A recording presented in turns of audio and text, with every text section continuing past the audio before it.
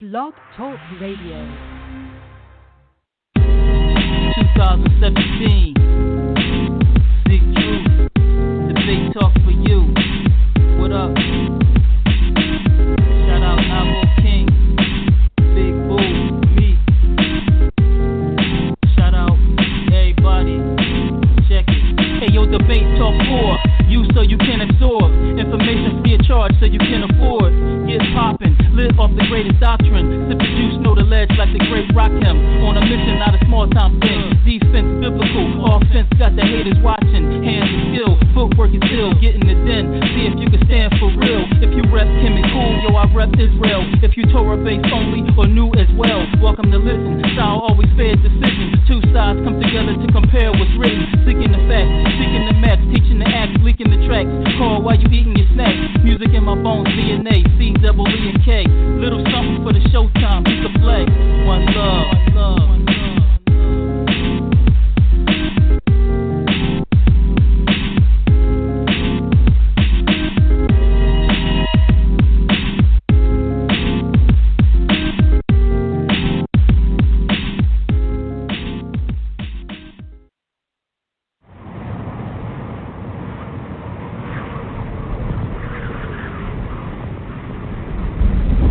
That's our popular demand. You're now listening to Debate Talk Radio.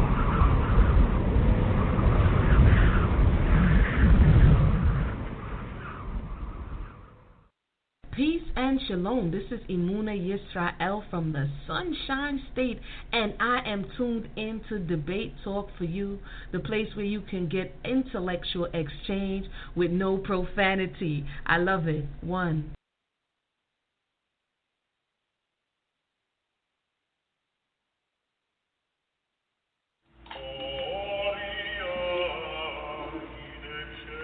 This is Frank Nowak, coming straight out of Phoenix, Arizona, aka the Soldier of Faith, aka the Catholic. When I'm not exegeting scriptures according to the early church or studying the church fathers, I'm listening to Debate Talk for You with Sal Showtime. In nomine Patris et Filii et Spiritus Sancti.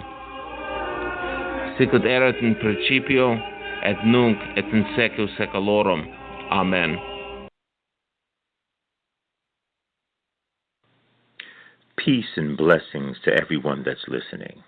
This is Moreh Yakel, the mighty Hebrew, Lion of Judah with Campaign for Biblical Literacy Ministries, walking in the way of my forefathers Abraham, Isaac, and Jacob, observing the Torah, slaying devils, and manifesting the blessing of the Most High. Come by, pay us a visit by going to my website at www.campaignforbiblicalliteracy.com and by going to my YouTube channel at Campaign for Biblical Literacy Ministries. Shalom.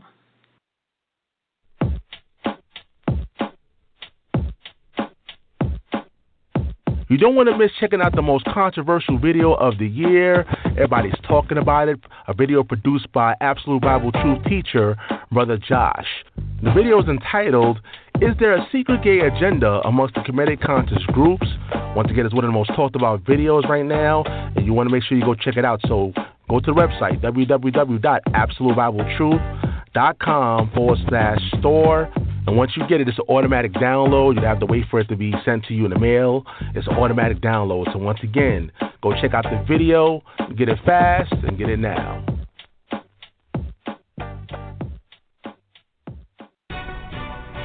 Shalom, Israel.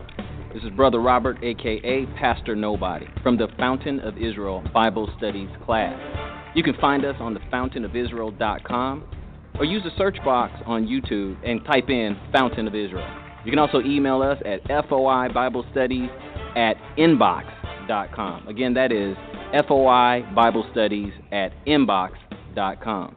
We believe the whole Bible is the truth and relevant to our lives today. Join us weekly as we feed the flock with the uncut word of God. Matthew 4:4 says, Man shall not live by bread alone, but by every word that proceeds out of the mouth of God. So until next time, this is Pastor Nobody. Search the scriptures and prove all things. Shalom, Israel. Yeah, Shalom. I want to give a shout out to Sal at Debate Talk for You. What's going on? Hey, Debate Talk for You is where it's at. You know, get your verses straight, put your cell phone record, come on board, present what you got. If anyone try to cut you off, Sal will just mute that guy's mic. You know, he'll let you express what you got. He'll let you present what you studied for. Let the audience decide if what you got, you know, is inside the scriptures. Debate Talk for You, once again, shout out to Sal. Terrific job. Hey, you can press the number 1 or find yourself on a lion's den.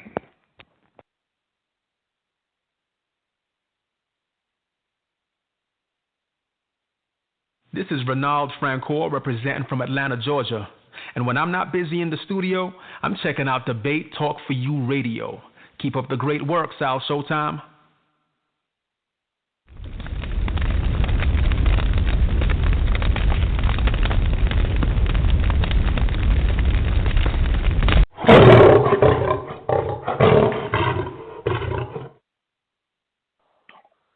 Hey, what's going on, family? How you guys doing? Welcome to another show. You're now listening to Season 7 of Debate Talk for You Radio. I'm your host, Sal Showtime, and this is the hot seat segment of Debate Talk for You, where for 60 minutes or more, the listening audience, you the callers, that's calling in all over the world via phone and via Skype, and calling in live and ask questions to my special guest. I'm going to let you guys know who my special guest is for those that haven't been watching the advertisements. I'm pretty sure there's a lot of people that's been checking it out, but it is the one and only Divine Prospect is here right on Debate Talk for You in a hot seat segment. We've had plenty of people in the hot seat. We had Irritated Genie. We had people like Zion Lex, Priest Daniela. We've had, even in the Black Radio, Israel Doctrine, many people has been in the hot seat segment of Debate Talk Radio, and we appreciate the audience out there for calling in. Again, this is your chance to finally ask your questions. I know a lot of times you watch some of the special guests on YouTube, you see them in lectures, you never really get a chance to ask your questions, to the special guest. So this is your opportunity. All you got to do is dial that number, 319-527-6239, and you press number 1. And then they'll let me know if you have a question for Divine Prospect. Let me bring him in right about now. Hold on one second. Oh, by the way, people, the chat room is officially open. For those that are shy who don't want to call in, you can still type in your questions, and I'll read them out to my special guest. All you got to do is go to the website, www.blogtalkradio.com/Debate Talk View. Click on the show The Hot Seat, Divine Prospect, and when you scroll down at the bottom, you're going to see a little box there where you can interact with me or anybody that's inside the chat room. You can also send me an email at debatetalkforyou@gmail.com. That's debatetalk, the number 4, and letter U @gmail.com. All right, so let's introduce Divine Prospect to the world. Divine Prospect, welcome to the show. Shalom. Peace, family. Peace, shout, Showtime. Thank you for having me on the show on tonight. We in here. All praise to the Most High, Yah. And I want us to give a special shout out to the people that's tuning in on tonight, because they're the ones that's the real MVP. You know, they're the star of the show, and I'm just here to serve. You know what I mean? So my ministry organization is called Kingdom Harbinger Ministries, and we're here to actually galvanize the people of the Most High, Yah, and announce to them that his arrival is coming soon. But in the interim, we got work to do building the community so we could be a people without spot and without blemish, and he can welcome us unto himself. So whatever needs to be done in regards to activism, political activism, economical activism, anything that needs to be done to pretty much revolutionize the community, to establish culture, to institute autonomy, so that way we got people unto his own, and he can actually own us and claim us once again, and to be able to empower people through education and other means, so that way they can be prepared for the Most High Yah and his kingdom.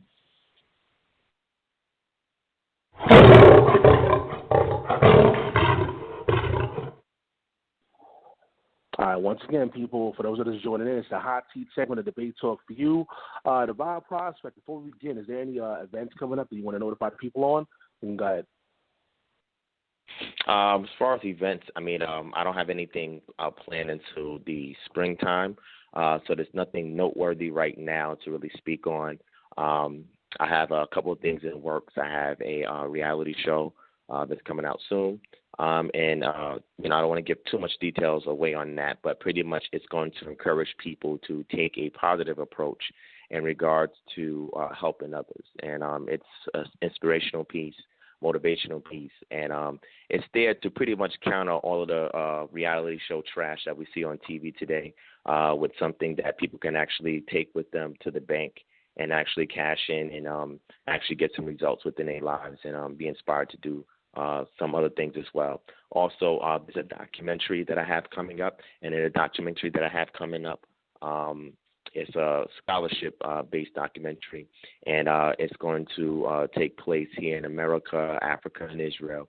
And it's going to be an aggregation of data, information, history, genetics, anthropology, archaeology, etc. And it's going to be used. It's going to be utilized with scholarship that I've been teaching for a while. And what I'm doing is I'm putting together all the primary data and as well as doing the primary research so that people can see the evidence behind what it is that I teach. So those two are the two major things. There's also an academic textbook that I'm still working on, and that should be hopefully released by sometime next year.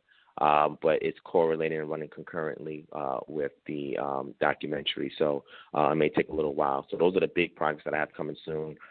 This year I have several lectures lined up, events lined up this year. So that stuff will be announced maybe another month or so. Just getting some other things together right now. So there's no real dates or times at the moment. All right, well, I'm definitely looking forward to those projects, especially the reality show project you have coming up. So, be on the lookout for that. Make sure you keep me notified on that. But we're going to go to the people. Again, we have a lot of people on the phone lines right about now. So for those that are new to the show, once you call in, you got to keep it clean, keep it professional. There's no foul language. Or you can cut from the show. Got people listening with their kids, believe it or not, and even some elderly people. So we appreciate the people calling in. Once you call in, you got press number 1, and we'll add you in the conversation. Again, it's only going to be for 60 minutes, and it's up to Devon if he wants to go more. It depends on how many people are asking the questions as well. Let me start the clock right about now. All right, we just started the clock, so let's go to the first person, and I'm also resend me email questions as well as we go along. Let's go to 702-806. You're live in air. Yes, this is Bishop Isaiah. How you doing, Sal? Hey, what's going on, Bishop Isaiah? What's going on? Oh, man, I'm just, doing what I do, spreading the word out. You see some extremely very bad news. I can't go into it right now. It's in regard about this guy from the tribe of Ephraim, what he's doing. I can't go into it right now because I know this is on the time, but I would like to ask the brother about this reality show. I mean, can you just give me a little bit more? Can you kind of like collaborate on what this reality show is going to be based on? Or are you going to invite some of the family, like Israelites, to be on the show? How exactly is this going to work? Because I'm working on a similar project myself. Okay. Can I answer, Sal? Yeah, go ahead. Yep. Mm-hmm. Okay. First, I want to say peace and shalom to you, Bishop Isaiah. Thank you for calling in. No doubt. In regards to the reality show, I'm not revealing too much because me and the producers are still putting some things together. But the core premise of it is has to do with inspiring people to do good, and to do positive things within their community, within their family. It involves conflict resolution. It involves measures for unity, things that we'll be doing to better the community, etc. So it's pretty much involving around doing works of good or doing good works. That's pretty much the basic premise of it. It will include the Hebrew Israelite family. It will include some Christians on there. It will include even some people in the conscious and committed community, But the sole purpose of it is to glorify the Creator by means of the works that we're doing to build our community, So that's the basic premise of the reality show. And it's to inspire people to create material based around a unified method of assisting those who are in need. A lot of times when you watch reality shows, they're pretty much selfish and self-centered, and it talks about the glorification of self. There's a lot of vanity on there. There's a lot of just youth on on, and it's something that's edifying, empowering, or equipping people for the things that we're about to encounter. So when you it's kind of breaking up a to little counter bit, Devon. Can you hear me? It's kind of breaking up a little bit. I don't know what happened. The phone line is a little bit. It's breaking up a little. Sal, can you hear me, Sal? Hello? I can hear you. Hear me? I can hear. Yeah, I can hear you now. All right. Okay. I have to call in from my other number then. If this is breaking up, I have a landline I could call in from. All right. So yeah, call back in. No problem. All right. Give me 1 second. All right. So once again, it's Divine Prospect. He's going to be calling back in. Hold on, Bishop Isaiah. Do you have any other questions? As a matter of fact, do you have any other questions for the brother? Yes, I do. I'm just curious. What is his name? Oh, it's Divine Prospect. Okay, Divine. I do have another question for him. Yeah. Some people know him from the House of Consciousness. They see him in some of the debates. Coming on trial. A lot of people know him from Sonetta TV. So yeah, we have a lot of people on the phone lines. So hold on, we're gonna wait for the brother to call back in. And once he calls back in, just got to press number 1, Divine Prospect, and we'll bring you back in. Again, for everybody else, you can press number 1 if you have any questions or comments. Again, that number is 319-527-6239. By the way, if you missed yesterday's show, make sure you go check it out. It's in the archives. Go to the YouTube page, Debate Talk for You. It was a powerful dialogue between Amayan and Amuna Israel. Title of that show was Should a woman call a man Lord? Should a woman call a man Lord? It was a powerful dialogue. Got a lot of feedback, a lot of responses via email. So make sure you go check out the archives. Go to the iTunes podcast, the Blog Talk Radio website, and click on that show yesterday. We got a lot more shows this week, all week lined up for you guys. So keep it locked on Debate Talk for You. Again, we're just waiting for the Divine Prospect to call back in. And shout out to Express Truth Radio. That's our partner company that we're working with in the UK, Express Truth Show. If you go on YouTube, type in the search box, Express Truth Show, and you'll see some of their content. Shout out to Mark Hamilton, Noble, Stephen Brown. They're doing an excellent job. Just, reporting on things that's going on in the UK and also in the US. A lot of urban issues, a lot of things that's happening. Donald Trump, things of that nature. That's to have a similar format where they speak about some of the things like we do, but it's more urban based and more things that's going on within the community and things in the world. So make sure you check them out. Again, we're going to be doing some work with them in the near future. Again, shout out to Express Truth Show. You can check them out on iTunes in the podcast section as well. All right. So again, we're just waiting for Divine Prospect to call back in. Once he calls in, you got to press number 1. I see we have people standing by. Don't be shy. Let your voice be heard. So, like I said, a lot of people don't never get a chance to ask their questions. They just watch the lectures. They watch the YouTube videos. This is your time. This is actually your time now to finally get a chance to ask your questions. You got to go to dial that number and press number 1. It will add you to the conversation. You can call in via phone or Skype. All right. So stand by, everyone. I'm going to find out what's going on. Stand by. Keep it locked right here on Debate Talk for You. Stand by. All right, Divine Prospect. You press number 1 already? It's not. Press number 1? Yeah, I pressed number 1. Yeah, man. Blog Talk been acting up with that number 1 button. Okay, I got you, though. I got you in the Okay, queue. cool. So what I'm going to have to do then, people, I know there's people that's probably having the same problem. They're probably pressing number 1. So that means I might have to randomly just go down the line. Wow, it's crazy. But I see people press number 1 already. So for those people that press number 1 already, I'm going to go down the line and get some of your calls. But you may have some technical difficulties, I see. So I might have to randomly just select some people that maybe press number 1, but it's not going through. All right, Devon. Bishop Isaiah, you had another question. I got.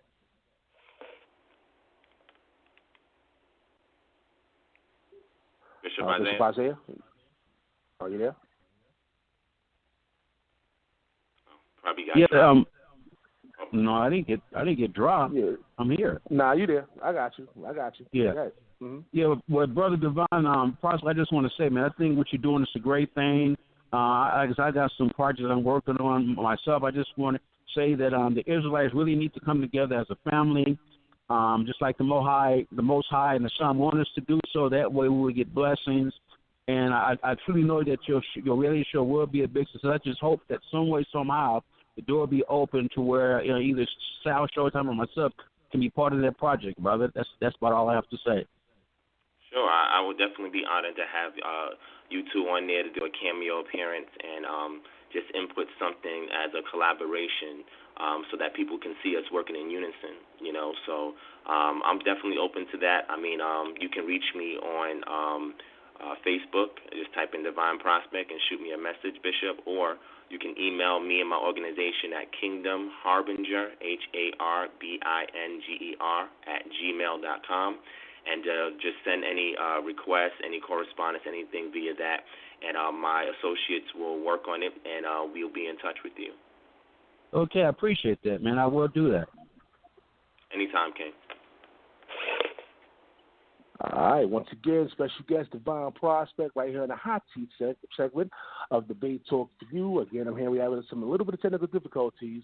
However, I'm just going to go down randomly after we go to the people that pressed number 1 already. So let's go to the next person. Let's go to 314-680. You're live there. What's going on? Peace. This is G Consciousness. What's going on, Divine? What's going on, Sal Showtime? Hey, what's happening, brother? What's up? You know. Yeah, man, I got a couple of questions, man, now that we got you in the hot seat. In regards to Genesis, do you hold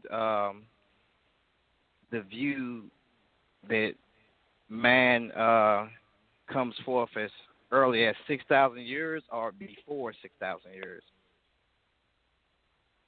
So you're asking me my position in regards to the coming forth of man, like Homo sapien?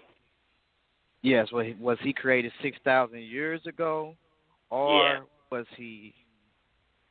Okay, so what do you? Go ahead. I'm sorry. No, go ahead, G-Con. What do you mean by when you say because I know that they have classified Homo sapiens. I'm pretty sure you know that Homo sapiens basically mean wise man, wise human basically. So do you hold a view as to other men that was here previous? What's your view on that? Yeah, great. That's an excellent question. Thank you for calling in, my brother G-Con, and thank you as well for your support. Now, I don't subscribe to the Usher chronology, and for people who don't know what that is, you can go back and look up who James Usher is. He is somebody that came around the 17th century, if I'm not mistaken, and he's the one that brought forth this ideology of the earth being 6,000, or man and the earth being about 6,000 years old, and this is where we get young earth creationism from. I am an old earth creationist or a theistic evolutionist, and for people who don't know what those terms mean, you can go back and research it. We don't have enough time, for me to really go in depth about it. But to answer my brother's question, I did a lecture about 2 years ago called "Does the Bible Provide Insight on the Condition of Blacks in America?" And in part 1 of that particular lecture, I go into depth my particular stance in regards to the creation of quote-unquote man. My position is that in Genesis 1, or Bereshit chapter 1, that hominids were created, right? So we had a form of man here on the earth, who I will call hominids. And then when we get to Genesis chapter 2, or Bereshit chapter 2, we have a situation where a distinct character was created called Adam.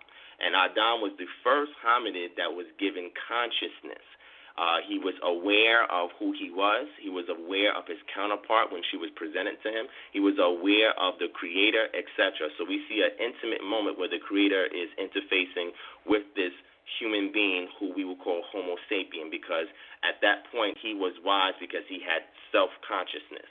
So that's particularly what I teach. I also teach that there was an other offspring from Adam, his other sons and daughters that we see that's also in Bereshit, and that those other sons and daughters went and populated other areas of the earth. Because the flood occurred, I don't believe in a worldwide flood. My particular stance is that there was a large local flood, and because there was a migration from out of that area, that flood story left with the people. Hence why we see it in the areas of the Near East, Far East, making its way all the way here into the Americas with the Native Americans. And I believe that those people who did survive after the flood occurred, they didn't receive the blessing from the Most High when He gave the blessing onto Noah, Shem, Ham, and Japheth. And they were the ones who were responsible for repopulating the earth. And the other hominids that were around, some of them being what we would call the Neanderthals and other antiquated hominids, they died off because they did not have the blessings upon their life from the Creator. So their seed was not intended to last for a long time. So I don't believe that man is 6,000 years old. I'm not a young earth creationist. I believe that human beings have been here almost, I would say, in alignment with what science teaches about 200,000 years ago, where we see the emergence of Homo sapien adautu, and then we had the Homo heidelbergensis, which is the progenitor of Homo sapiens idautu, or caveman, that we see. Let me, real quick, because I know you can go into it. Because, you said what science teaches, but you do know that there is accelerated decay, because you do know that so you know that when you start dealing with accelerated decay and igneous rocks and dating of that matter, that 6,000 years is 200,000 years does not work in that model. I'm not sure if you know it. Like for instance, you stated that about Usher. Now, one of the things we see about Usher is that he was dealing with chronology based on BC dates, which BC dates we know that they wouldn't have existed if Christ had not been born. So he's dealing with BC dates, but we do have in the biblical text to where we have the ages of Adam. And also if you state that you take the Bible as being literal in the sense of when we look at the creative days, was those days or was those thousands of years? I don't know your view on that, but we have ages that we can look at within Adam, which was after creation had a son 130 years later, which was Seth, and then after that they had sons, and Adam died at 930 years. So we have those actual ages that line up. Now, when you talked about in Genesis, as because you're basically dealing with two creations. Now, when you in Genesis, the Hebrew word for image and likeness there is the word demut, and also tislam is being used just as well, which is the same word that's also used concerning when we deal with the form of images, basically. So we're saying that the form that we see that's being used there is basically in the same position we see as images being used, the outward appearance. So we see right off the back that man is created in the image and likeness of the Father. You know what I'm saying? So the reason why I'm stating this is because you jump to Genesis chapter 2 as if this is a separate creation. Now, the problem with that is that if you're going to hold that position, then you will have to hold the position that these days are not literal. And not only that, you will have to hold the position, if you're holding the position of 1,000 years that it took for them to create, those days was thousands of years, then you have the solar regulation being created on the fourth day, which is in Genesis chapter 1 and 14. And so you can't have no vegetations or no seasons coming into play without a solar regulation coming into play. So there's a lot of problems with that view that you hold. And as far as scientifically, when we talk about helium still being in the earth right now, helium has a leak rate. We can measure those leak rates. And when we measure those leak rates, what we find out is the earth is not millions of years old, reached equilibrium, which is saying that we can look at the decay. We can measure the decay that's coming in the earth, and the decay rate is actually building up. Carbon is actually building up faster than it is decaying out. And so they did a study on when will it reach equilibrium. It's like if I had a glass of water and I put holes in it and I pour water in it, just think of it, the decay rate is coming out when people die, but but at the same time, carbon is still coming into the earth. But when will it equal out? When will the carbon build up to the decay rate as because it's leaking out as 27%, coming in 27% to 35% faster than what is leaking out? Then they did a project of equilibrium, and we have not. It will take 30,000 years for it to reach equilibrium. We have not even reached that yet, but yet and still, you're saying that the Earth is 200,000 years old, as opposed to the evolutionary model, evolutionary theory, like that. Hold on, I gotta let her respond. Yeah, that's a lot. You can respond to that, man. Yeah, go ahead. I didn't know I was gonna have to get a paper and take notes and address everything.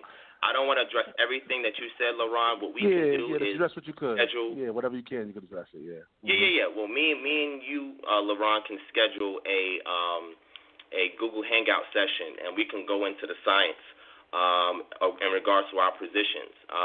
So what I will say, I'll touch on a few things.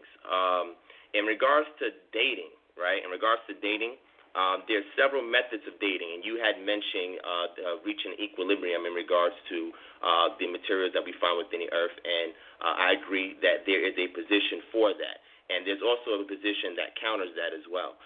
In regards to dating, you have carbon dating, you have fluorine dating, you have dendrochronology, you have ice core dating. There's very methods that they use to synchronize to attain dates in regards to time. Now, when we're dealing with the Bible is not a scientific treatise, and people have to understand that the Bible was not intended to be a scientific treatise.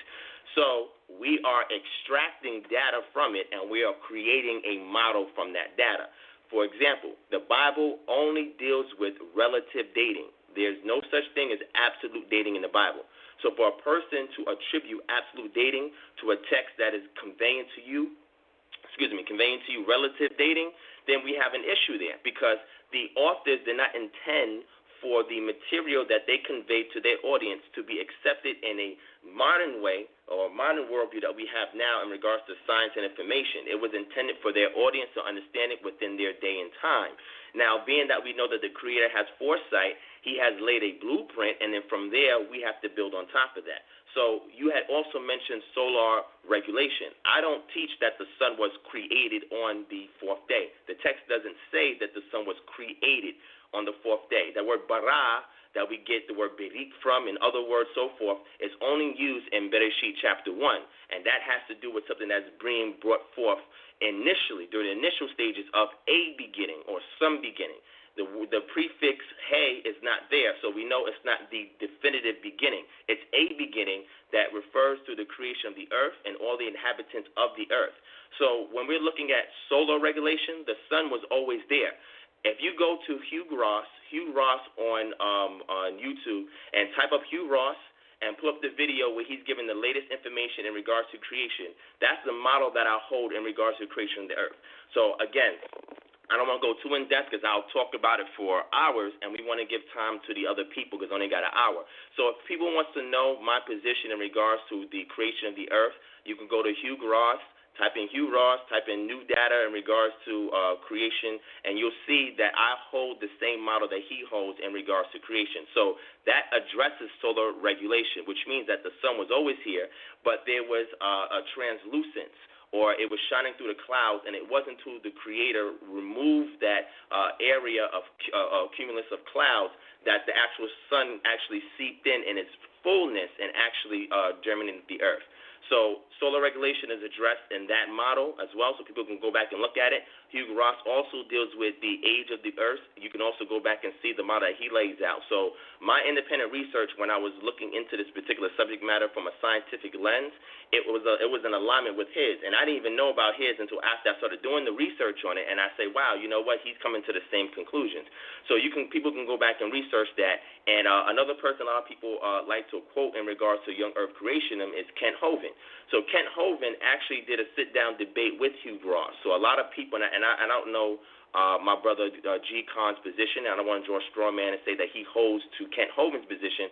I know in the past when I've had some interfaces with him, he did reference some of his material. But if he's a young earth creationist, I'm a theistic evolutionist, or I'm an old earth creationist, you have to go online and do some research, or if people can email me or contact me, I'll send you scientific articles so you can see the juxtaposition between both positions and understand what LaRon is speaking about and what I'm speaking about. The last thing I'll comment on what he was saying, because it was so much, is in regards to textual criticism of the text. I do not subscribe to the fact that the book of Genesis was created as the first book. That's not my position, okay? There is no contemporary witnesses to the events that occurred in the book of Bereshit. When we attribute Moshe to writing the Torah, a lot of people say, well, he wrote the first 5 books of the Bible. That's not true. He authored some of the material that was included in the narrative of the Torah. And the thing that we see that the text itself attributes to him actually writing is the statutes, laws, and commandments that was placed on the side of the Ark of the Covenant, whereby which the 10 Commandments were placed inside the Ark of the Covenant underneath the mercy seat. So I attribute to him writing the statutes, laws, and commandments, writing the song that we see that the Most High wanted the Israelites to remember so that way they can recall the events that had occurred. I also attribute to him some of the narrative that's there, but the text that we have today was not authored from Moshe. We do not have any autographs. We don't even have anything contemporary to the time period in which he lived. So therefore, whatever we have is from a series of additions and a series of redactions that happened over time. But I do believe that he authored. He didn't write all of it, but he authored a lot of the material that we see that's in the Torah. And through textual criticism, we can actually look at it and we can see, based on the language of the text, based on the context of the text, based on what we can verify from outside sources from the text, how it actually came to be. And with textual criticism, I would say that the Israelites did not craft up the book of Bereshit until much later after the death of Moshe. Now, some of that may have been in the social memory of the people, and it was collected over time. It was codified and created into what we have today as the book of Bereshit. But I believe that when we're looking at Genesis 1 and Genesis 2, I used to hold the position that Genesis 2 is an exposition of Genesis 1 in regards to the creation of man. And over time, I studied the gap theory and various other interpretations of Genesis 1 and Genesis 2, and then I realized that it's a result of redaction. So there is information that is in Genesis 1, Genesis 2 that we can tell by the language of the text that there was people who actually redacted the text and actually inserted things so that way it can line up with a particular, I'm not going to say agenda, but with a particular understanding that the people had at the time when the redaction was taking place. So that's why I say when looking at the book of Genesis, we have to deal with it very particularly than we have to do with the rest of the text.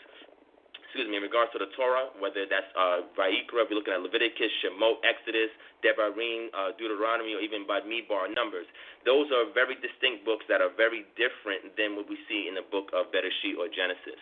So I say that to my brother LaRon because when we talk about the what we call the reckoning of time, in regards to the text, we're talking about authors whose reckoning of time was based on relative dating, not absolute dating. He also brought up his position in regards to James Ussher. I implore people to go research James Ussher and to see how he codified his ideology in regards to the dating of the earth. And then, I guess in a follow-up, when I dialogue with my brother, I'll tell you why I reject that, and I will go more in depth in regards to my particular stance in the creation of man. But if people want to get a surface understanding of my position, I would say look up Hugh Ross, and also go back to my lecture that's called "Does the Bible Provide Insight on the condition of blacks in America?" And if you go back and look at those two materials, you get a brief understanding of where I stand. And in a future dialogue with my brother LaRon, or maybe in a lecture, I go more in depth into my scientific stance in regards to the scriptures. Thank you, LaRon. I appreciate that, my brother.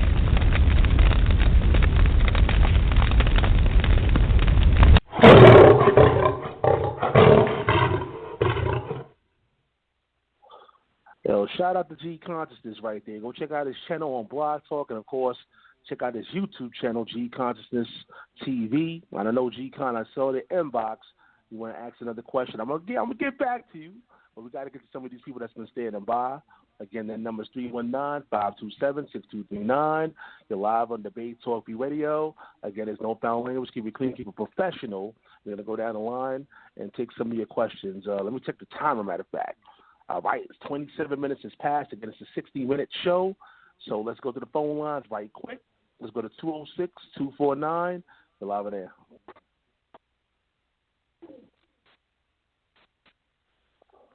206-249. Can you hear me?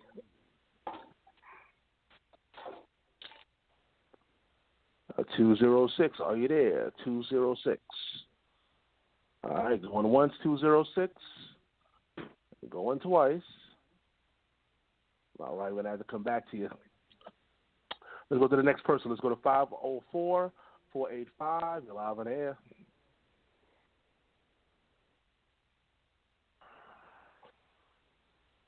(504-485). Can you hear me? Yes. Can I be heard? Loud and clear.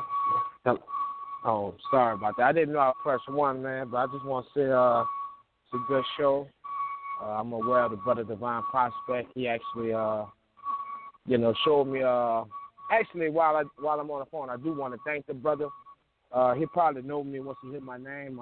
Gideon Yardin Israel. We Facebook friends, and the brother, man, he showed me a way to make some revenue for myself, and he showed a lot of people. And, I actually was able to get some money from that. And I mean a nice, good, a bit amount of money. So I respect the brother. The brother's always humble, and, I just want to thank him for it, man. He didn't want to take no money for it. So, the brother's not out here scheming and scamming. So keep doing your thing, bro. I appreciate you, bro. And, praise the Most High, bro. Thanks, Sal. Good show, bro. Awesome. Let me give a shout out to my brother Gideon. Very good brother. Very good heart. Be seen a lot of times when he be commenting in chat rooms when live sessions be going online, and I be following him on Facebook as well. Very good brother. And what he was mentioning was something that it had benefited me, and I decided that I wanted to share with everybody else on my Facebook page so they could find some way to get some extra money legitly, that is actually rightfully theirs. And help to use it to invest in something in regards to themselves, their family, maybe help with some bills and stuff like that.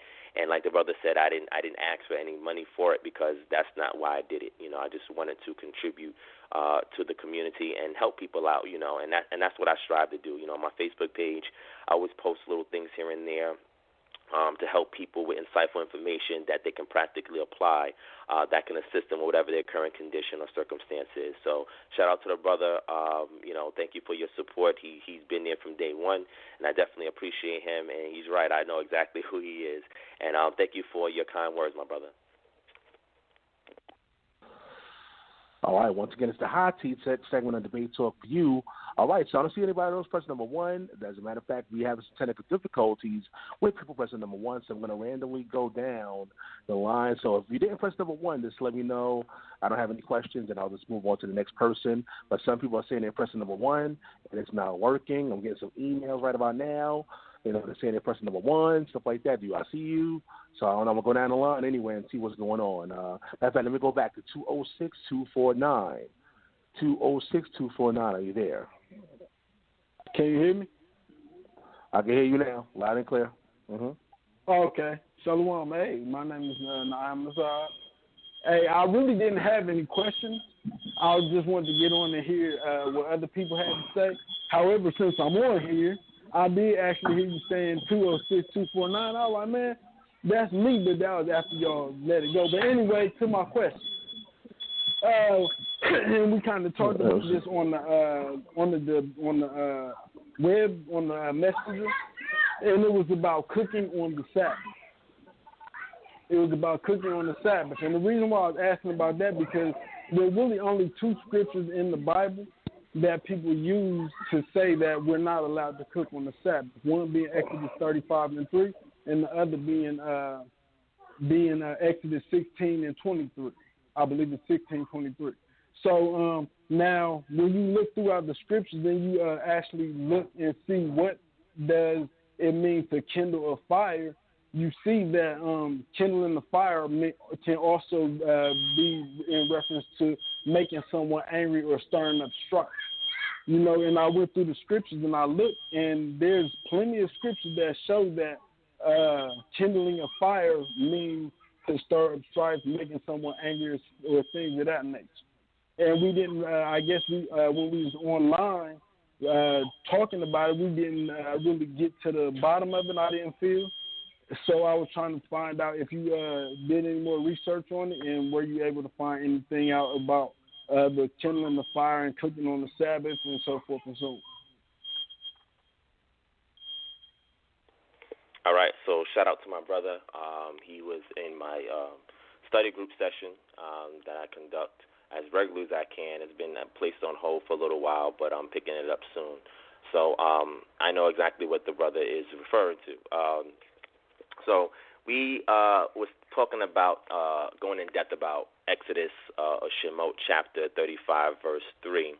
And the brother had mentioned to me, he said, hey, don't you think that the phrase or what's called the idiom, kindling a fire or kindling a fire, is in reference to striving on the Sabbath? And I told the brother it depends on the context that we're reading, right? So when we look at Shemot chapter 35, verse 3, we have majority of the context there, even though it abruptly ends after verse 3.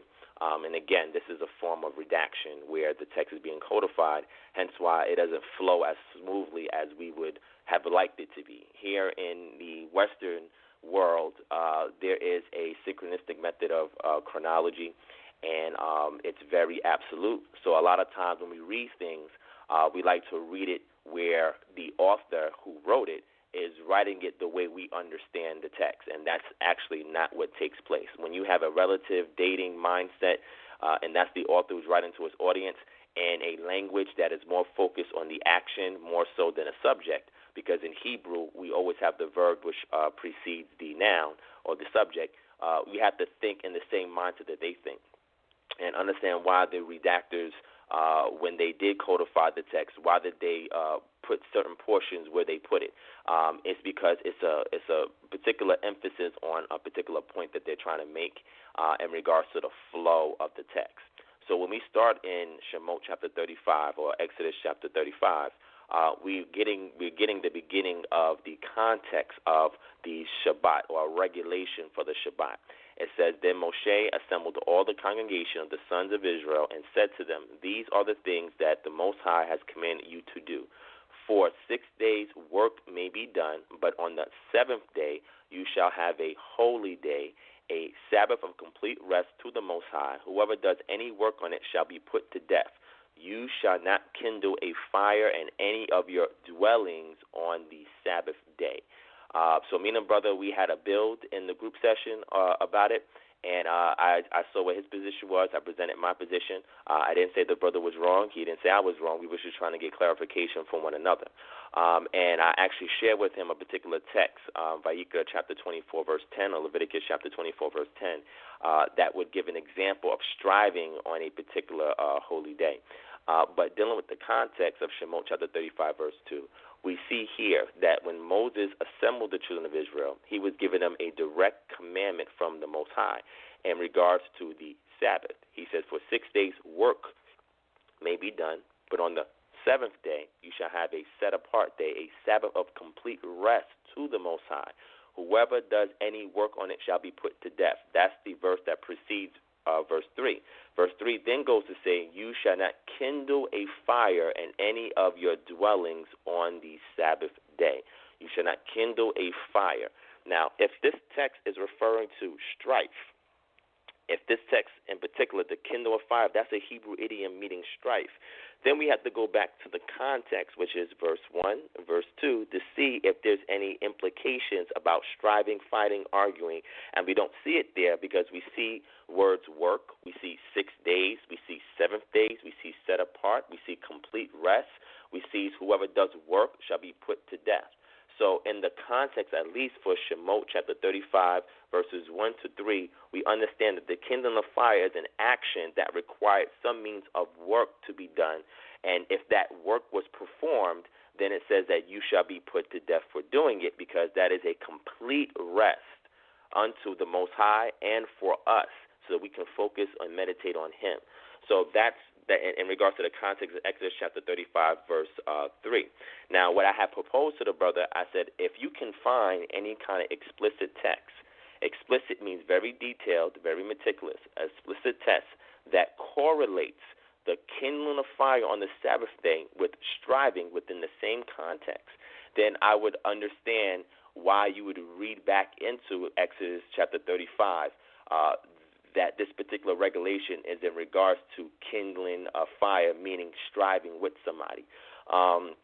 Let me go to Leviticus chapter 24. We have a situation where two individuals are striving, and if we look up earlier in the context of the text, it can be implied that it's the Sabbath day of rest that this event is occurring. And because of the striving, something was blurted out or blasphemy was committed, and somebody was put to death, right? So there was an event that striving took place.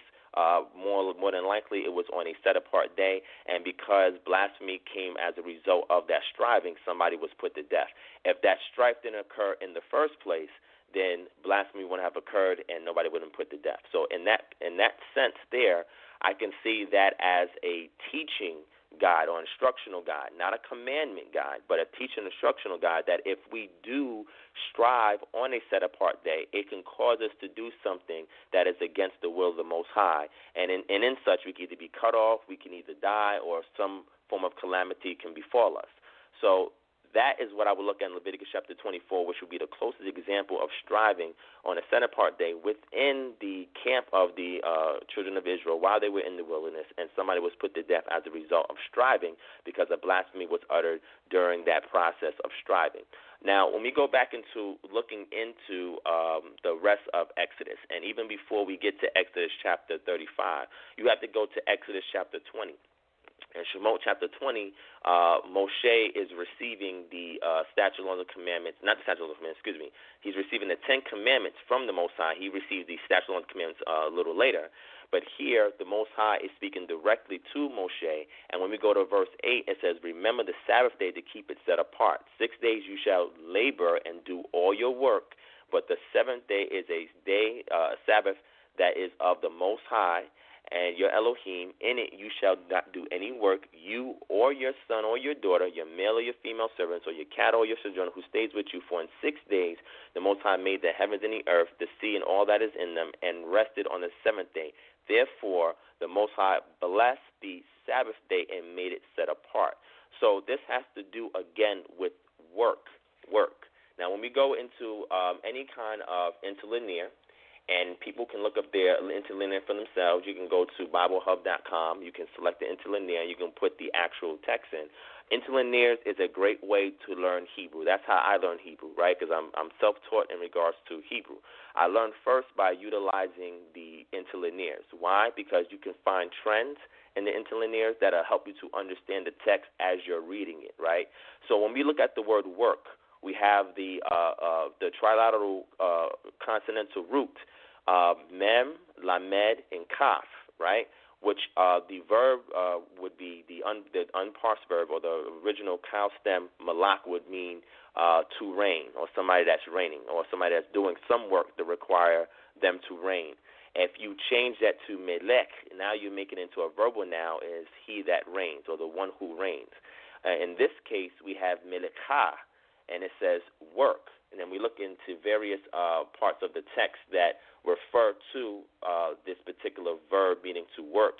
It can also refer to an occupation that somebody's doing, or it could be some kind of mundane work, right? For example, we have a reference in the text where there's a particular individual that's picking up sticks on the Sabbath. Well, why is he picking up sticks?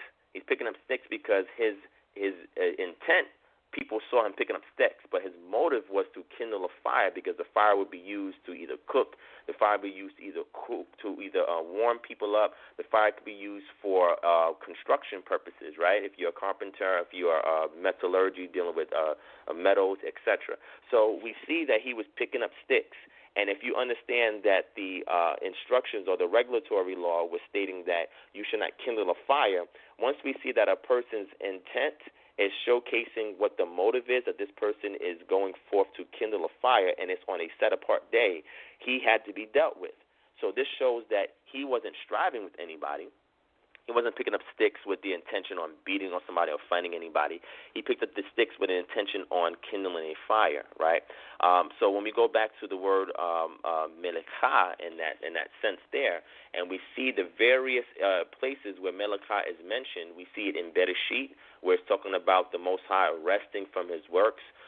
We see that it can refer to cattle in Bereshit chapter 33, meaning that herding cattle. The Israelites were pastoralists, right? So that means they were not allowed to herd their cattle, right?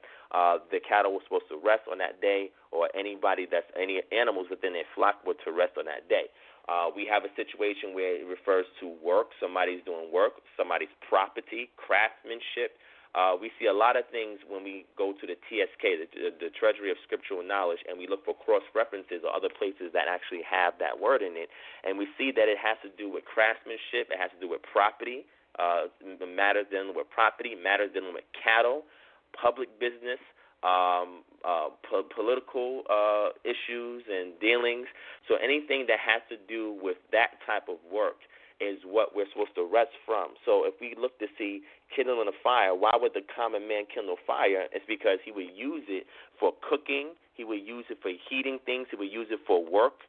You know what I'm saying? So the Most High did not want Israel to kindle a fire. Now today, in today's times, is a totally different situation than when we had back then. Some things that occurred in the text were situational, some things were perpetual. And we have to really look into the text to see what is commanded to be perpetual, what is commanded to be, not commanded, but what happens situational-wise. Situational-wise is a teaching method that we can extract wisdom from and apply it if it aligns to what's going on in our lives. But a commandment is something that's perpetual, that there's no leeway either way. We have to abide by it. So there's various ways in which people prepare food. Even back then, food could be salted to be preserved, and it could be used to be eaten, right? And there was a process of salting food. There was also a process for baking bread, There's also a process for making beer. These were things that were common that the people would either drink or eat, that was commonly available to them. Also, in a situation, they were provided with quail and manna. And these are things that were situational, because I don't see any manna showing up today for people to eat. Maybe the Most High can do it, but I don't see it happening that occurring. And I don't see quails just popping out of nowhere for people to hunt it and use it to eat it as meat. So these were provisional things that were given while they went in wilderness based on the situation or the circumstance. So, again, looking at the context, seeing that kindling a fire at that time for those people were very essential to life, right? Today, we take it for granted. Not so many people handle fire today unless you have a stove that is gas-based. A lot of times you have stoves that are electric-based. I have electric-based stoves, so I don't have any gas, right? So there's different things that happen today that didn't happen then, and I think what the brother is getting at is trying to correlate how do we extract the perpetual understanding from what the Most High intended for Israel to do on that day and separate it from the situational. So my position, again, kindling a fire is a form of work, and it should not be done for the sole purposes of cooking food, for the sole purposes of doing certain things. Now, the last thing I'll say, and I'll end up on this because I want to give time for everybody else. Unfortunately, got an hour, is that me and the brother, we had discussed in regards to the Sabbath day. And I think there sometimes is a misconception in regards to the Sabbath day and the rendering of the Sabbath day. I did a lecture called the Jubilee of B1:14-18. And if you go back and you type in that actual title, it'll bring up a lecture that I did. And in that particular lecture, I was dealing with monology, or the rendering of time in regards to the ancient Israelites in the pre-exilic stage. Pre-exilic stage is from the Exodus all the way up into Babylonian captivity. So that pocket of time is where I specialize at and where I like to teach from. And during that time period where we had the Exodus all the way into the Babylonian captivity, there was a particular way that time was being rendered, right? So you had a way that the laymen rendered time, a way that the priesthood rendered time, and a way that the kings would render time. Because a lot of times kings had their hands in shifting how time was rendered in order to align with the daily moedines, or the daily feasts and festivals.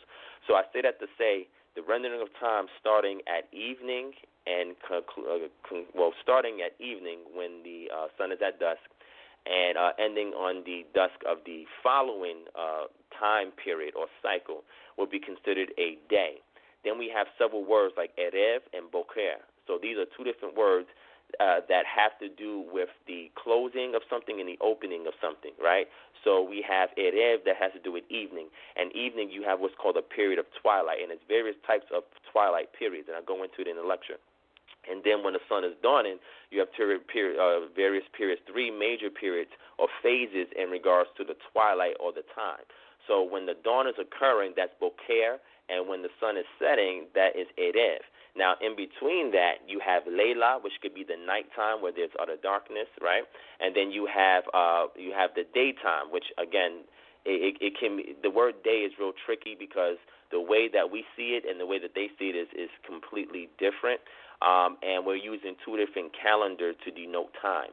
So saying that the day started in the evening, right, and then during the evening time up until the dawn. During the evening time, we have an example in Shemot chapter 16 where baking and boiling is taking place up until the morning time, right? And when the morning time came or when the sun dawned, no work is to be done, right? So a lot of work was being done in the household for preparation for the Sabbath day when the sun dawned. And the dawning occurred during the boker, or when we see the first beginning twilights of the day. So when we look at that time period, preparation was still being done in that evening, but when the day hit, no work was being done at all, and it was a period of complete rest from the dawn until the dusk of that day. So my particular position, again, when it comes to kindling fire, if fire was kindled on the Sabbath, it was done during the evening time, but during the daytime, no work at all was being done because that was the day of extreme rest and for the people to focus on the Most High Yah.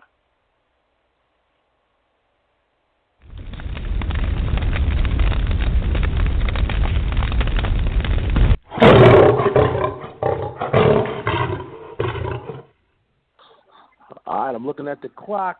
48 minutes has passed. Again, it's supposed to be a 60-minute show. We're going to ask Divine Prophet. I'm going to ask you now, brother.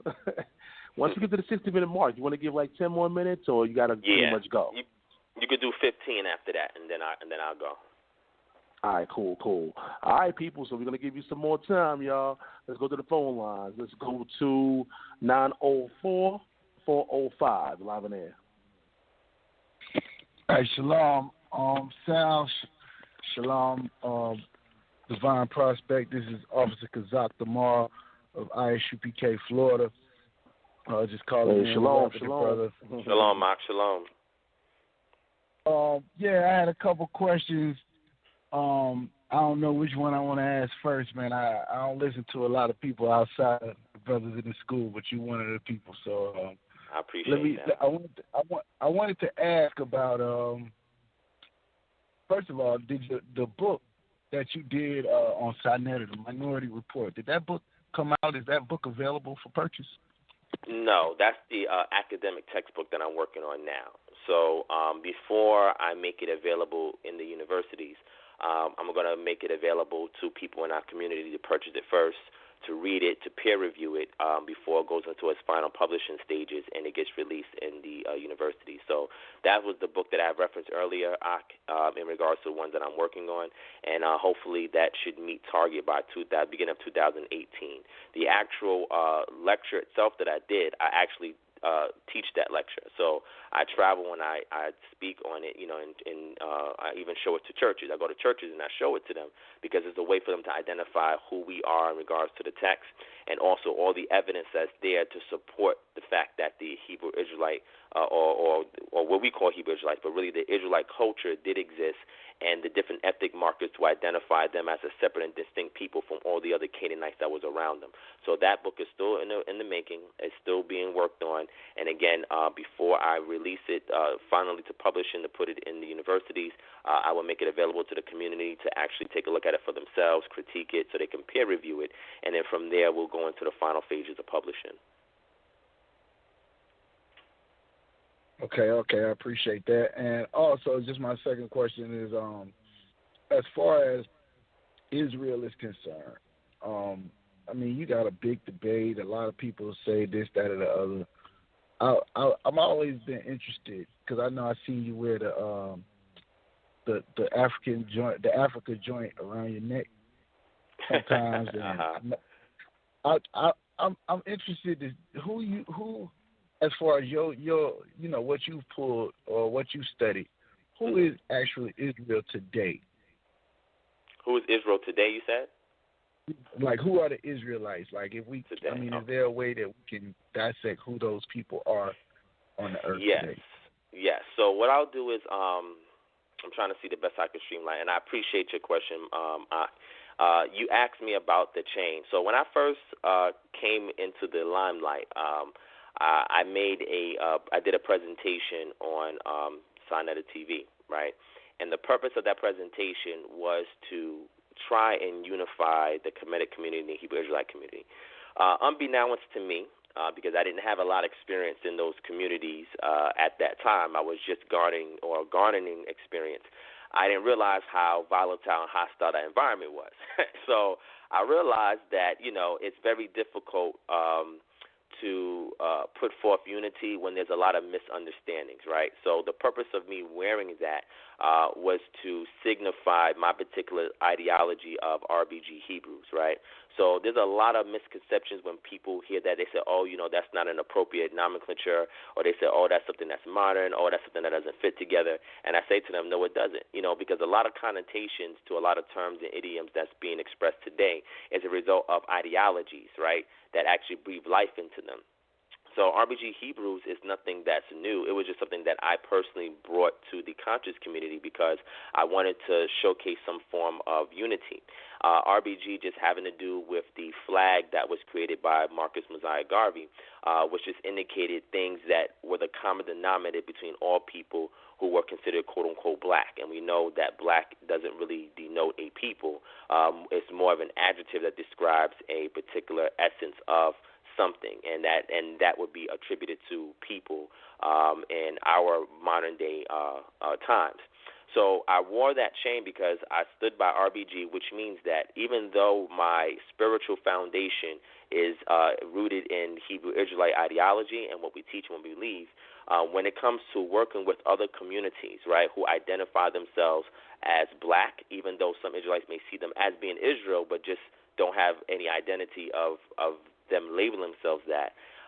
My purpose was, how can we sit at the table with these various organizations, how can we sit at the table with these various communities, right, who have the common denominator issues that we have, and how can we cross-exchange information and resources with one another so that way we could then bring it back to our community. So the community that I'm looking to create and I'm in the process of working on is a Hebrew Israelite foundation for the community.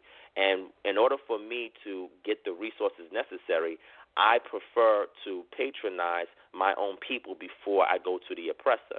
And that's one of the philosophies behind the organization Kingdom Harbinger Ministries is how can we work towards complete autonomy, right? And what I realized is that the best way to do so is to be an aggregationalist.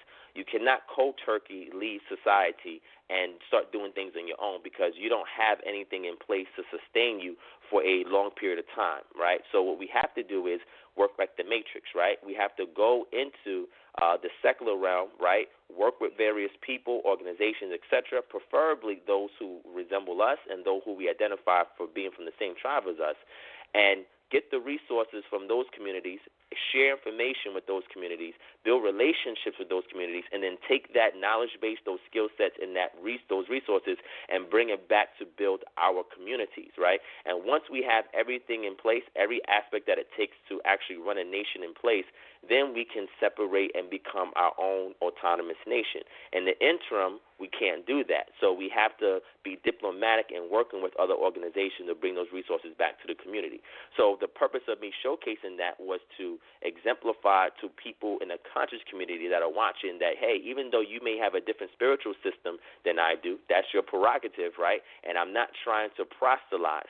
What I'm saying is you have resources that my community needs, and my community has resources that you need. So we can come to the table and work on these things, not talk about whatever our doctrine is or whatever our persuasion is spiritually, but on the physical resources, because regardless of what we argue about spiritually, doctrinally, etc., we all still use the same resources in all our communities to survive each and every day. We have houses, we have apartments, we have cars, we have jobs, we have health concerns. All of these things still affect each and every body, regardless of what your doctrine is. So we can always set a separate arena to discuss doctrine or the things that make us distinct or the numerators. But when it comes to our survival, our preservation, as Israelites, we know that the Most High is coming to redeem us at some point in time. But in the interim, we still got to live.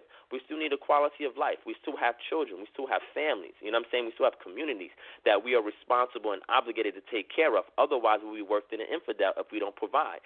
So we have to go and work and patronize people who resemble us, right, who may not agree with the same doctrine that we may teach, but who have resources that we would rather go and patronize them and use those resources to come back and build and support our communities until our final redemption takes place. And the second question that the brother proposed is, who are the Israelites today? And in order for me to answer that question, I can't go too in-depth, but I will say this. Israelites were scattered across the four corners of the earth. Israelites are not only locked here in America, they're not only locked in the so-called Middle East, and it's so-called because there's no Middle West, Middle North, Middle South. It's a political term that was applied on that area of land because of certain things that were occurring during World War I and World War II, and prior to that, what was occurring with the Ottoman Empire. So there's a lot of history behind that term Middle East and why it's there. It's a connotation to something that doesn't exist, and we shouldn't utilize it because it's designed to separate things, right? But in regards to the Middle East, in regards to the Far East, in regards to the North, in regards to the South, Israelites are scattered abroad. The Most High said they're in the four corners of the earth, which means we're all over the world. My particular focus and concern is, how do we showcase that there is a legitimate case that there are African Americans, so-called African Americans here in Americas that can be considered Hebrew Israelites. What the world has done is to disenfranchise that notion, and my objective was to showcase that there is a working case for it. It may not imply in every case scenario, but there are case scenarios that it actually work hand-in-hand with. So what we do in the Israelite community is we look at prophecy, right? We look at the prophecies and say, okay, look, who do the prophecies apply to today? And we use our exegetical prowess to discern who these people are today, right? But then outside of prophecy and outside the text, is there a way for us to verify that these people actually did exist some period in time? And if they did, after their dispersal, where did they go? So my strength is to showcase that we had a portion of these people that left out of Palestine today and migrated into Africa, made their way through the trans-Saharan route and the sub-Saharan route to West Africa, settled there, built communities there, and those people were persecuted and those people were taken into captivity, or another captivity, which we call the Middle Passage or the transatlantic slave trade. So there are various ethnic markers that you can utilize to identify and follow who these Israelites are today. You can look at the indigenous customs of the people, right? You can look at go to the griots of these people and get from the griots who are responsible for holding most of the social memory of the people, or the history of the people, and find out what is your migrational story. How did you get over here? Many of the tribes that are in West Africa today migrated from Northeast Africa, okay? I was also teaching how Israel, as we know it today, or Palestine, is part of the African tectonic plate. You have what's called the African tectonic plate, and you have a subtectonic plate. So Israel, or the Sinai, would be on the subtectonic plate, which is still attached to the mainland tectonic plate of what we call today Africa. So when we look at that continent that we call Africa, or that landmass, it also includes Israel. When we go to the Dead Sea Transform, or that fault area there, that's where it's separated from Jordan, right? So all of that is consistent of being the same landmass, and there was a great intermingling with those people. The Israelites intermingled with the Canaanites, they intermingled with the Ethiopians, they intermingled with the Egyptians, and they've always been intermingling and amongst the Hamitic tribes. And there was really not a lot of distinction between them as far as phenotypes, right? When we go back in history and reconstruct what they may have looked like, it would be similar to those same existing peoples. So I say we would have to also look at what the archaeological record showcases is, do we have any depictions of these peoples? And we have some reliefs, one of them be Lachish reliefs, that actually give you a depiction of what these people look like. Some people say, oh, those people that we see in Lachish reliefs represent the Nubians. And I would say to them, well, if they represent the Nubians according to how the Nubians are depicted from the Egyptians, then how come they have beards? Right? Because the Nubians, or the Shasu Nubians, or the Nubians that were amongst the native Egyptians, etc., they were always depicted on the walls as not having beards. That a beard was not a distinct trait that they possessed, right? So we can go back to Lachish release and see that being that Israel was made up of many tribes, right? Some of them would look slightly different than others. Some of them would have different shades of brown than others, right? So there would not be one consistent phenotype that represents all those people. Just like even today, people who consider themselves black don't always have all the same phenotypical types, right? So I would say we have to look at that. We have to look at the customs, the migrational routes. We a lot of times people may like to use DNA.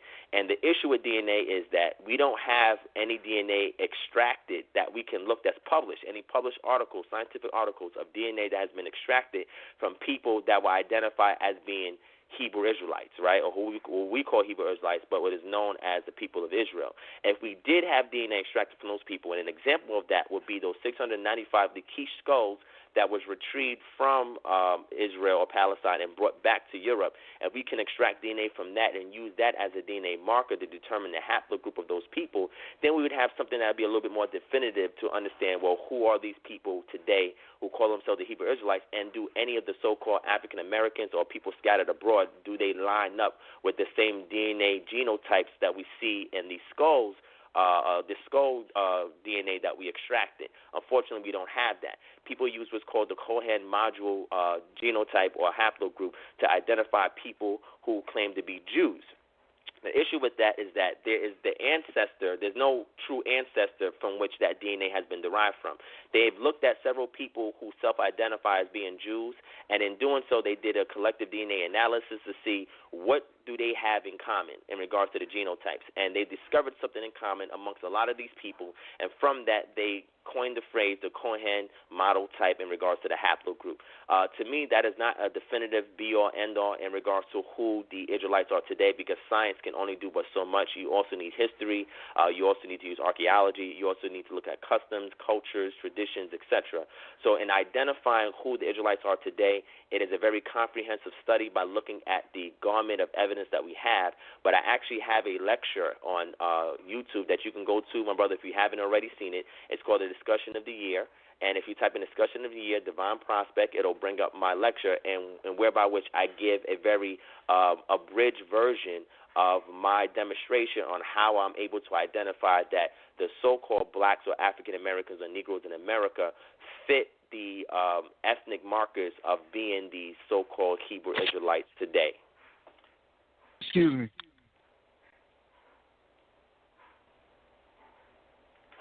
And I'm done with Hello? that, Sal? Sal, can you hear me? I can hear you, King. Sal, are you there? Real quick, I just wanted to know, because I was doing some independent study, just wondering if the same thing happened with you as far as the archaeology is concerned. Mm-hmm. I'm pulling up more from who we in the school call the tribe of Gad, or the Native American Indians archaeology, matching up more so than the Negro. I'm having a hard time finding information as far as the Negroes being is Israel. On that, what you're sending me to, you got some information on there concerning black people being the Israelites, correct? And I have references all there. And I'm also part of an organization. I'm just waiting on my official paperwork in regards to it, called the ISSAJ. You can look it up, the ISSAJ. And this is a comprehensive scholastic community that was created, called the International Society for the Study of African Jewry, ISSAJ, and I also referenced this in that lecture as well.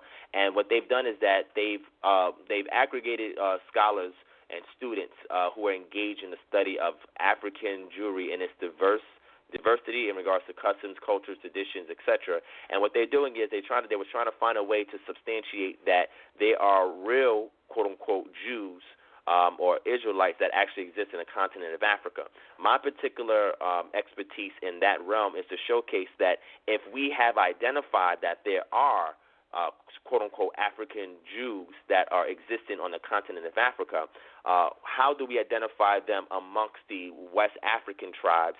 And if we are able to identify those people and speak to those communities, what is their migrational history story, right? What are their customs? What are their traditions? Did it predate colonialism, right? Because that's another question that the conscious community proposes, is that it was due to colonialism that they got in contact with these so-called Jewish state and these so-called Jewish ideas from the Ashkenazim, the Sephardim, etc. And in that lecture, I touch in a little bit on some of the references or sources that predate colonialism that also assert that you had these so-called, quote-unquote, Israelites that were there in West Africa. I don't teach that all the slaves that were taken into slavery were Hebrew Israelites. I do teach that a good portion of them were, and I also have a lecture coming up to help people to identify if you can identify yourself as being one of those people or from descendants of one of those ancestors that were actually brought over here, and giving you the host of data that you can use to actually substantiate that assertion. So if you go to that lecture, I give baseline a lot of points. My lecture on there is about an hour and a half. I give a whole bunch of points identifying how we can see the African Americans as being Hebrew Israelites, right? And then in regards to what you was mentioning, the Native Americans, I have combed through that, but I have not done any some true investigative study on that. I know a good amount of information, but what I do is that I will recommend people to a lecture called Despierta, and there was two brothers by the name of Deacon Hawaiian from GOCC and Brother Malach from AOC, and they pretty much compiled and combined a host of data, scholastic data, to showcase that there's a good portion of so-called Native Americans here in America that are actually from the so-called Middle East and that can trace their lineage back to the people called Israel. And they did a great comprehensive study, and while they was in the process of actually putting this great information together, the one point that I gave to them, because I was consulting with the brothers, talking with the brothers, I said, listen, the best way that you can convince people is show them outside the Bible the evidence. If you can show them outside the Bible that then co-aligns with what the text is saying, then you can make a much better case for validating your claim that there are Native Americans that was over here in America that are actually descendants from one of the 12 tribes of Israel, right? So hopefully, my brother, that was a good deal of information for you. You can always contact me on Facebook or via email, kingdomharbinger@gmail.com, and I'll be more than happy to further dialogue with you and provide you whatever resources that I need to give to you, so that way it can help you with your studies.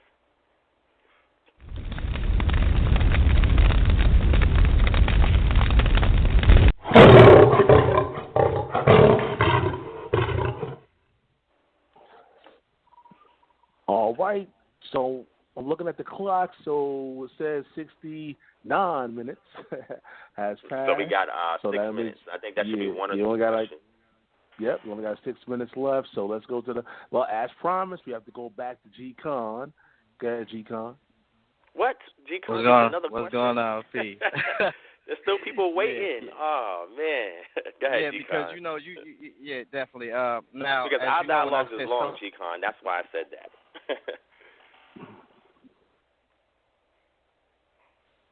Yeah, G-Con, yeah. You can make it quick, though. Make it quick. Go ahead, G-Con.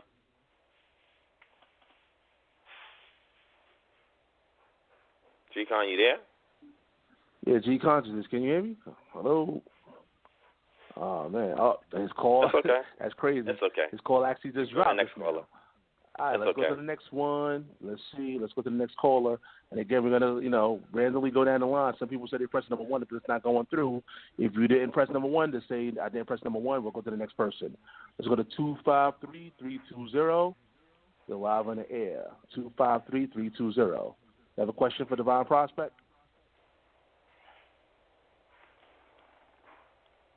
Shalom. Hey, shalom.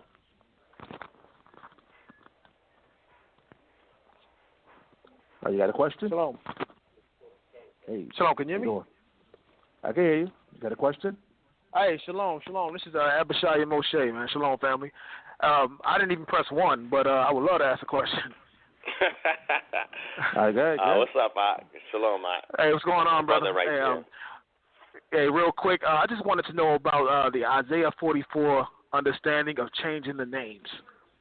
where do you stand on far as, I know some camps kind of push it as a commandment that we are to change our names. How do you feel about us taking on the Hebrew names at this stage in the game, or is it something that we should be looking forward to later on? All right. Do you have a particular passage in Isaiah chapter 44? I think it's Isaiah 44. Let me get the verse real quick. Mm-hmm. 1 second here. I'll be quick here. Sure.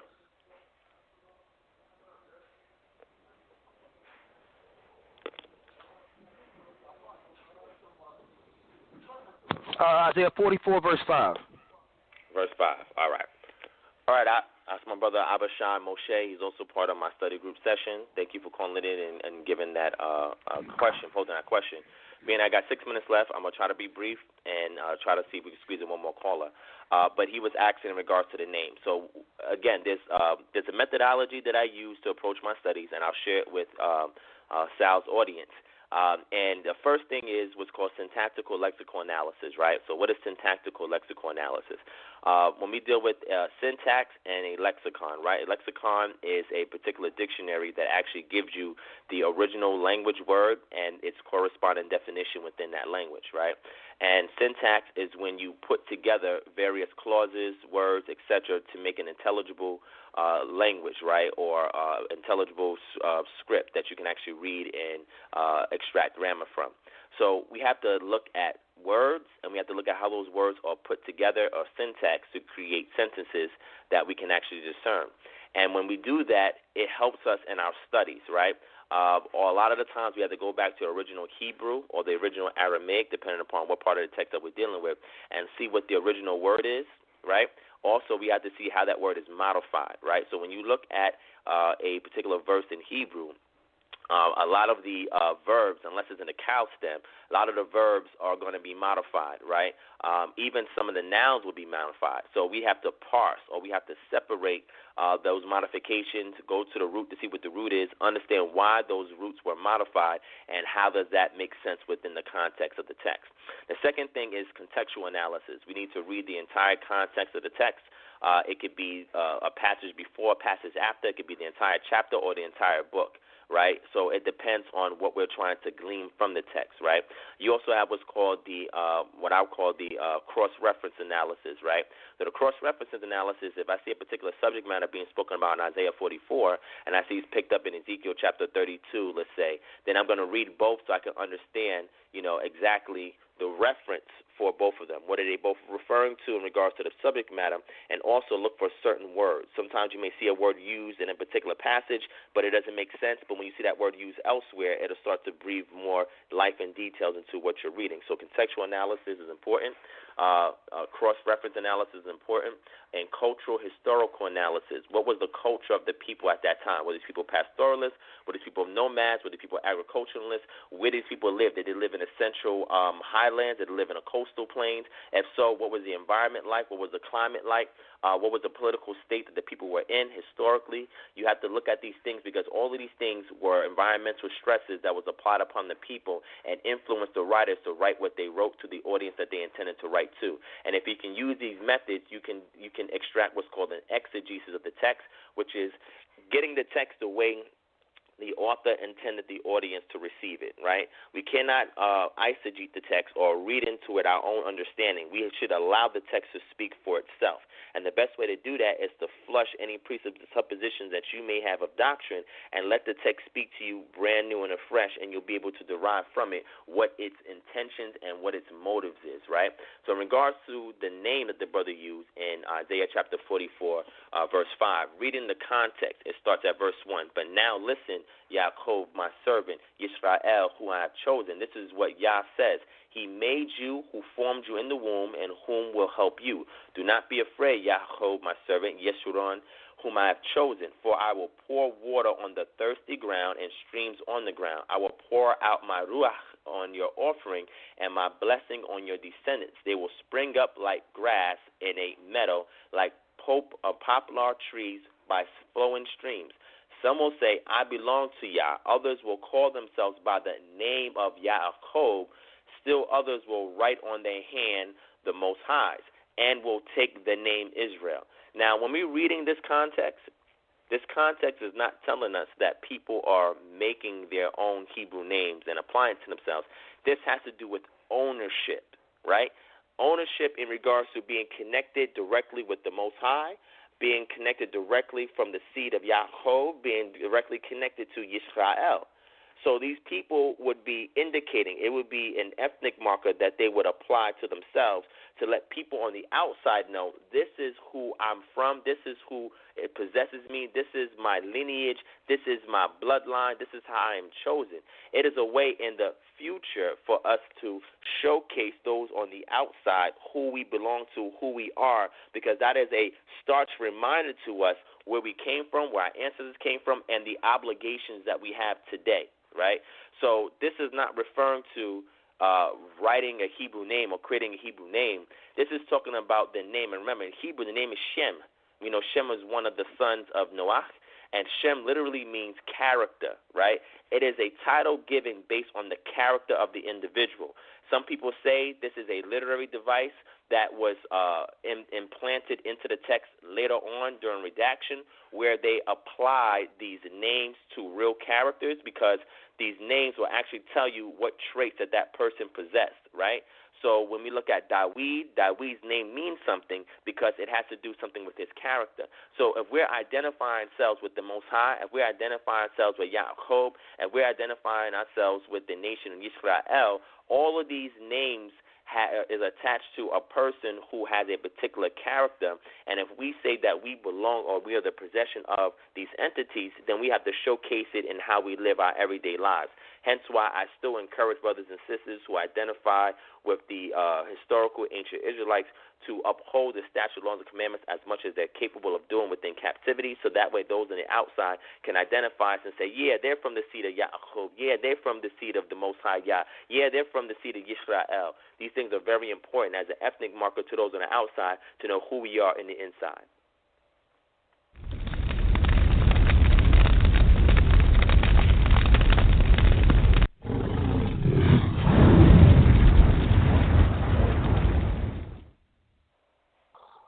Well, time is definitely up. Yeah, man, hot seat segment, Divine Prospect, we appreciate you. And, you know, crazy, guess what, man? As soon as the last few minutes, now everybody want to press number one now. It's crazy, right? But, yeah, man. But, so we got to get you back on here another time, you know. We appreciate you. Any last words you want to say to the people? Go ahead. Yeah, well, what I want to say to the people is thank you, everybody, for tuning in. I'm nothing without you all. So this wouldn't have been a show unless people participated. So never let anybody take away any power that you have, because your time, energy, and effort can be looked at as an economic resource, right? So it is an investment that you do when you take time to call in and speak to somebody, when you take time to invest in their work, watch their materials, you are actually expensing economic capital into that person, right? So I won't be anything without the people. So I want to thank everybody for calling in, everybody for listening in, those who didn't call in, and I appreciate all the feedback, input, and the questions. With my first time on a hot seat, it will not be my last. I will be back on the show. I want to give all praises to the Most High Yah. I want to give thanks and honor to the ancestors that preceded me, that allowed me to be here where I'm at today. I want to thank the Melachim, who the Most High has assigned at our charge, who looks over us as well. I want to thank the whole nation of Israel. I want to thank all those who support, who have cleaved unto the nation of Israel, who are those of us who are the biblical descendants of those people and those who identify as being those people. And I want to give a special shout-out to the host, Sal Showtime. I love Debate Talk for You. I've watched hours and hours of footage on YouTube. I've listened to hours and hours of Blog Talk Radio from Debate Talk for You, and I've always learned something. I mean, you stop being a teacher when you stop being a student. So anybody that claims to know everything, and I never claim to know everything, all of my information that I ever shared is conclusive for where I'm at that moment. You know, in the future, I may change my position based on new data, based on new insights, etc. So I'm always honest. as far as where I'm at that day, at that time, and I'll tell you what I subscribe to, but it's subject to change, right, because I'm a work in progress. I have not made it there. I have not perfected my craft. I'm still working on myself. I'm still working on what it is that I teach, and I'm still working on others who are around me because I have an obligation to them. So I want to thank Shao Showtime for his platform because I get a whole healthy dose of information. It is very professional. It is very clean, and it's something that I can share with other children that I know. So thank you for that, Shao Showtime. Thank you to the people. Thank you to the Most High Yah, and I want to put it back in your hands, my brother. And also, before I go, if anybody wants to reach me, I'm on Instagram at Kingdom Moments, all one word.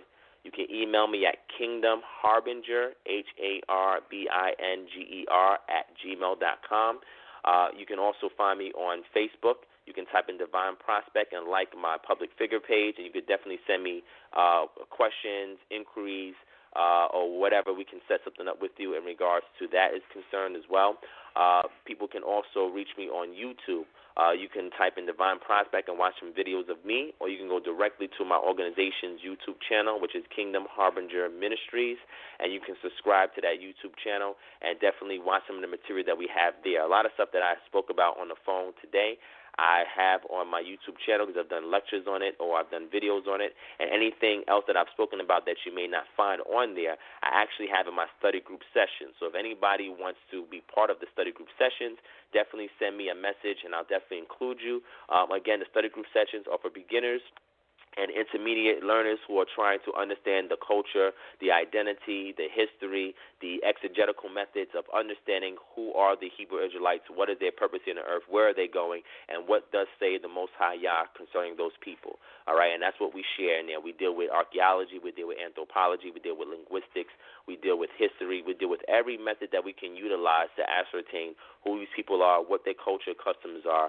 who they are today, and where they are to go in the future. So that is just a little bit on how you can find me, how you can stay in touch with me, and I look forward to being in the hot seat again. And next time on the hot seat, I'm gonna wear full thermals on.